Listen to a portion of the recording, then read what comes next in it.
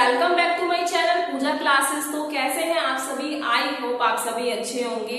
तो हमारी चल रही है पियाजे कॉग्निटिव डेवलपमेंट थ्योरी। तो लास्ट वीडियोस में हमने समझा था कॉग्निटिव डेवलपमेंट क्या होता है। तो कॉग्निटिव डेवलपमेंट का मतलब होता है हमारे संज्ञान का विकास, और इसमें हमने ये भी समझा था जो हमारे पियाजे हैं, जो जीन पियाजे हैं, वो ये मानते हैं कि जो एज है और स्टेजेस हैं ये बहुत ज्यादा इंपॉर्टेंट रोल प्ले करती हैं हमारे कॉग्निटिव डेवलपमेंट में। जैसे जैसे हमारी एज इंक्रीज होती रहती है उसी तरह हमारा कॉग्निटिव डेवलपमेंट भी होता रहता है। और हमने पढ़ा था स्कीमा क्या होता है। स्कीमा का मतलब होता है जो हमारे माइंड में एक मेंटल स्ट्रक्चर होता है वही हमारा स्कीमा कहलाता है, क्योंकि वो हमारे स्कीमा में फिट होती हैं चीजें। दूसरा हमने समझा था एसिमिलेशन क्या होता है। तो एसिमिलेशन का मतलब होता है जब हम अपने पुराने स्कीमा में कुछ न्यू इंफॉर्मेशन को ऐड करते हैं तो उसे हम एसिमिलेशन बोलते हैं। नेक्स्ट एकोमोडेशन क्या होता है। एकोमोडेशन का मतलब होता है जब हम अपने पुराने स्कीमा में कुछ करेक्ट करते हैं या फिर न्यू स्कीमा क्रिएट करते हैं तो उसे हम एकोमोडेशन बोलते हैं। एंड लास्ट इक्विलिब्रिएशन क्या होता है। इक्विलिब्रिएशन का मतलब होता है जब हमारी ओल्ड इंफॉर्मेशन और न्यू इंफॉर्मेशन दोनों बैलेंस हो जाती हैं तो उसे हम इक्विलिब्रिएशन बोलते हैं।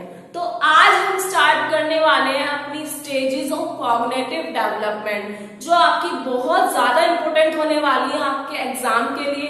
तो देखते हैं, सबसे पहली स्टेज है हमारी सेंसरी मोटर स्टेज। जो सेंसरी मोटर स्टेज होती है ये हमारी होती है कुछ बर्थ से 2 ईयर तक। न्यू बोर्न बेबी से लेके 2 ईयर तक जब बच्चा रहेगा इस पीरियड को आप क्या कहेंगे? सेंसरी मोटर स्टेज कहेंगे। तो एग्जाम में डायरेक्ट भी क्वेश्चन आ जाता है कि जो हमारी सेंसरी मोटर स्टेज है उसका टाइम पीरियड क्या है। तो आप बता सकते हैं बर्थ से 2 ईयर तक का जो टाइम है वो आपका सेंसरी मोटर स्टेज का ही टाइम है। तो इसमें आप क्या देखते हैं, इसमें आपके कुछ पॉइंट्स हैं जिन्हें आप समझने से पूछा गया है। तो सबसे पहला पॉइंट है हमारा रिफ्लेक्स एक्शन। रिफ्लेक्स एक्शन जो है वो हमारा सेंसरी मोटर स्टेज में आता है। रिफ्लेक्स एक्शन का मतलब होता है जिस एक्शन को बच्चा करना नहीं चाहता बट वो ऑलरेडी हो जाता है उससे। जैसे कि एक छोटा बच्चा अगर आपके घर में हो तो आप ट्राई करना जब वो उसके हाथ में अपनी फिंगर देना तो वो अपने आपकी फिंगर को ऐसे होल्ड कर लेगा। फिंगर की जगह आप कोई पेन भी देना तो वो उसे होल्ड कर लेता है, पकड़ लेता है पूरा।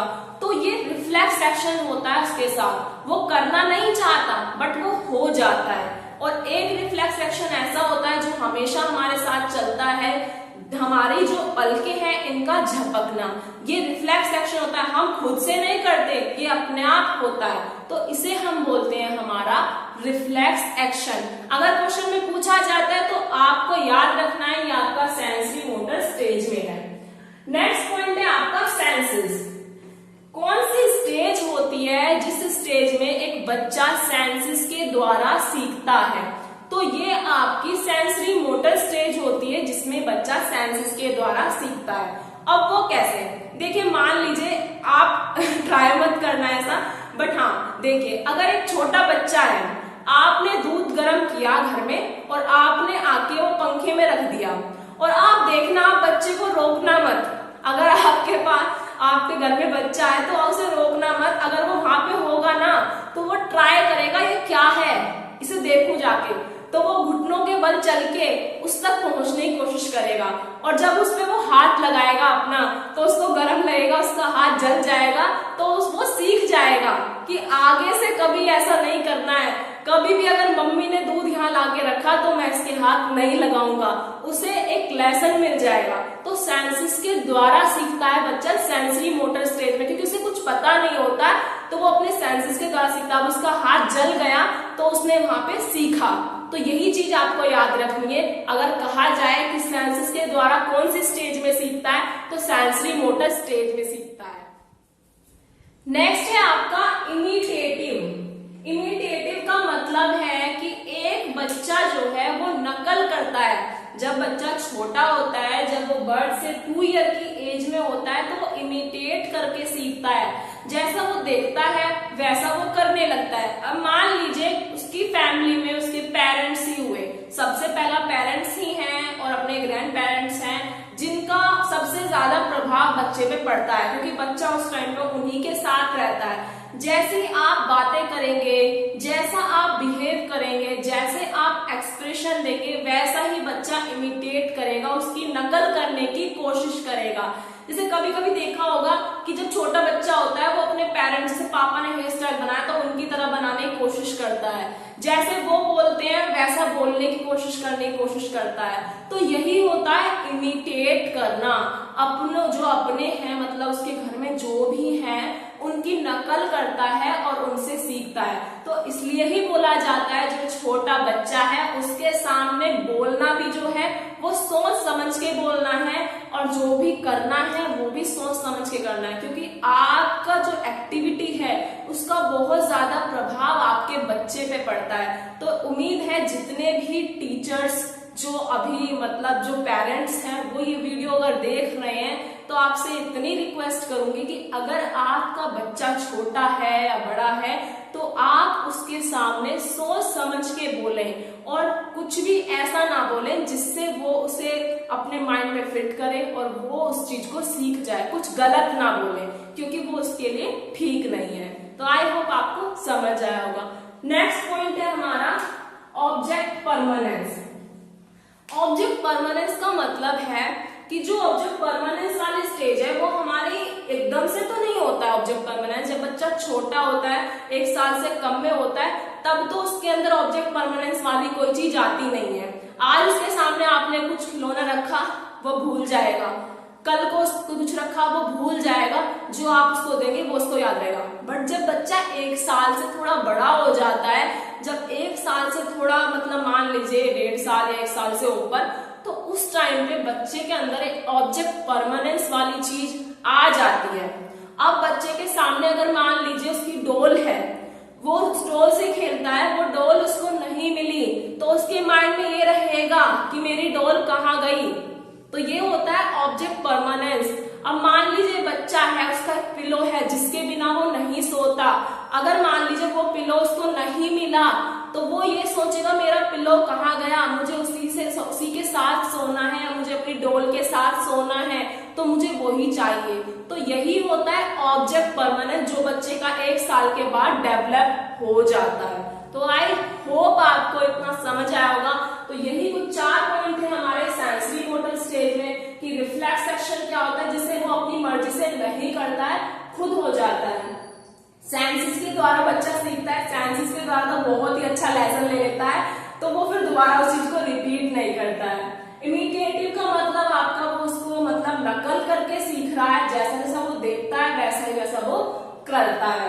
नेक्स्ट ऑब्जेक्ट परमानेंस उसके अंदर आ जाता है 1 साल के बाद, जब उसकी कुछ चीजें नहीं मिलती हैं तो उसको याद रहती हैं कि हाँ वो कहाँ गई, बट 1 साल से पहले इतना नहीं हो पाता।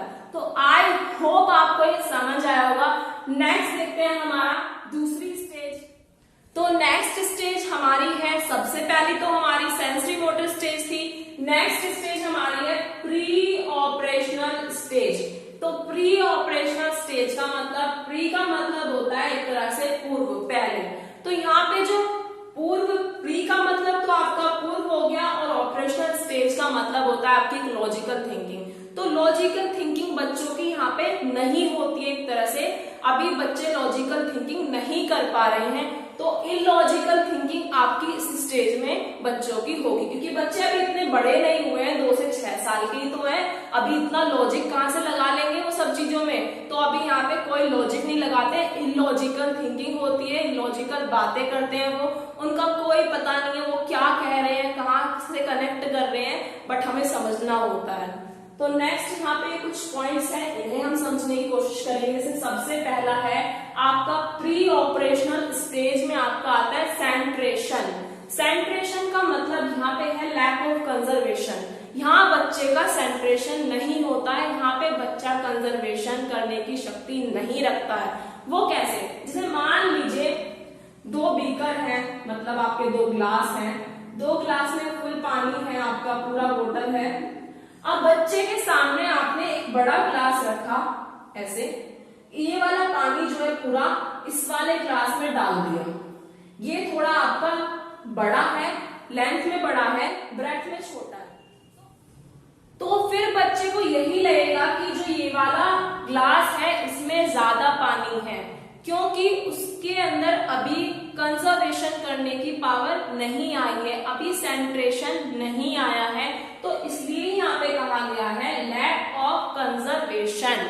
तो यहाँ पे बच्चा नहीं समझ पा रहा है कि दोनों ग्लास में सेम ही पानी था, बेशक उसे इस ग्लास में डाल दिया, पानी तो सेम ही रहेगा, तो अभी उसके अंदर कंजर्वेशन करने की पावर नहीं आई है, तो इसमें यहाँ पे एक तरह से हो जाएगा lack of conservation. Next point है आपका इरिवर्सिबिलिटी। इरिवर्सिबिलिटी का मतलब होता है कि जब बच्चा किसी चीज को पलट नहीं सकता, मतलब उसका उल्टा नहीं कर सकता, तो यही होता है इरिवर्सिबिलिटी। तो ये आपको प्याजे के जो स्टूडेंट मतलब बच्चा था उसकी सिचुएशन से समझ में आ जाएगा। तो प्याजे ने क्या किया था, एक बार अपने बच्चे को स्कूल की बस से खुद लेट कर आया, जिससे वो उसे पैदल स्कूल तक लेके जा सके। स्कूल पास में ही था, तो स्कूल तक वो उसे लेके गया पैदल। फिर उससे पूछा, अब तो आपको स्कूल का रास्ता याद हो गया होगा? तो बच्चे ने कहा, हाँ मुझे स्कूल का रास्ता याद हो गया।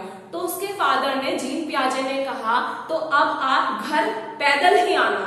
तो उसने कहा, नहीं, मुझे घर से स्कूल का रास्ता याद है, स्कूल से घर का रास्ता याद नहीं है।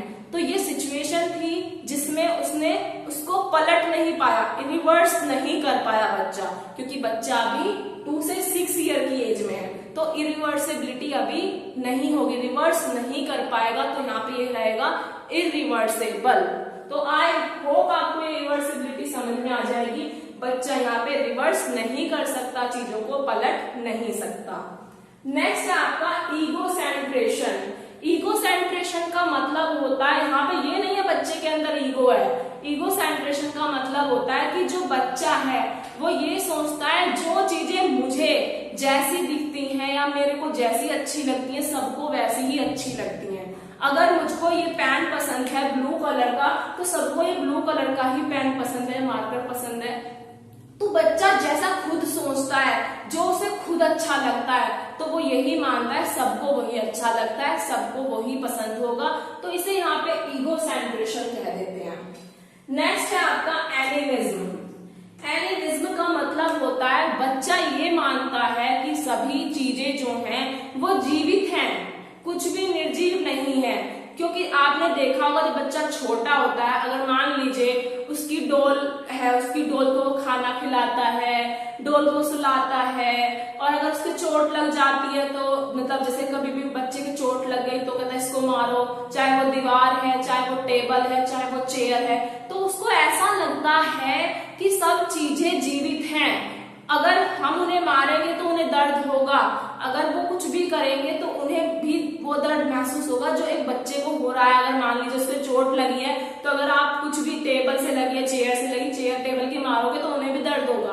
तो यही होता है हमारा एनिमिज्म, जिसमें बच्चा जो है वो ये मानता है सब चीजें जीवित होती हैं। तो आई होप आपको ये चारों पॉइंट क्लियर होंगे। सेंट्रेशन का मतलब यहाँ पे कि यहाँ पे सेंट्रेशन नहीं है, बच्चे के अंदर कंजर्वेशन करने की शक्ति नहीं है। नेक्स्ट इरिवर्सिबिलिटी का मतलब यही है कि बच्चा रिवर्स नहीं कर पा रहा है अभी चीजों को। नेक्स्ट है ईगोसेंट्रेशन का मतलब है कि जो बच्चा है वो सब चीजों को ये सोचता है कि जैसी उसे पसंद है ऐसी सबको पसंद है। लास्ट आपका एनिमिज्म है, जिसमें बच्चा मानता है कि सभी चीजें जीवित होती हैं, सभी को दर्द होता है। तो ये चीज आपको क्लियर होनी चाहिए। तो आई होप आपको आज का वीडियो क्लियर होगा। तो अगर आपने अभी तक चैनल को सब्सक्राइब नहीं किया है तो चैनल को सब्सक्राइब कर लीजिए, बेल आइकन को प्रेस कर लीजिए और वीडियो को शेयर करना बिल्कुल भी ना भूलें।